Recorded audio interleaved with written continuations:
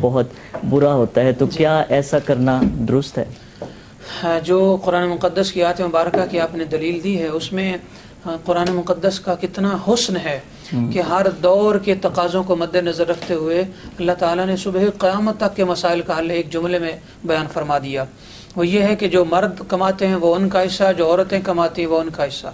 تو کمانے سے مراد پہلے زمانوں میں یہ ہوتا تھا کہ عورت کی جائیداد ہوتی تھی اور پھر وہ اسے ٹھیکے پہ دیتی تھی یا پھر اسے فصل آتی تھی اور پھر وہ عورت کا حصہ ہوتا تھا، وہ چاہتی تو اپنے پاس رکھتی، چاہتی تو شوہر اور بیٹے اور سسرال پر لگا دیتی، چاہتی تو اپنی ذات پر لگاتی۔ مگر آج کے دور میں بہت چیزیں سمٹ گئی ہیں اور دور نے ترقی کی ہے، تو عورتیں ماشاءاللہ بالخصوص تعلیم یافتہ ہونے کے بعد جاب ہولڈر ہو جاتی ہیں، یہ بہت اچھی بات ہے۔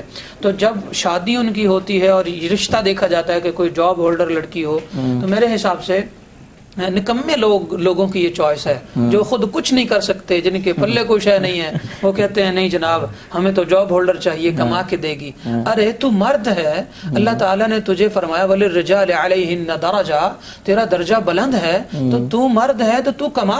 مرد ہے کس لیے؟ اسی لیے ہے کہ وہ کمائی کرے، اچھا کردار ہو، اچھا کماتا ہو، اچھا اخلاق ہو، اور اس کے بعد پھر عورت پر خرچ کرتا رہے۔ یعنی جو خود کچھ عورت کو دینے کے قابل نہیں ہے، اسلام کہتا ہے وہ شادی کے قابل نہیں، وہ روزے رکھے۔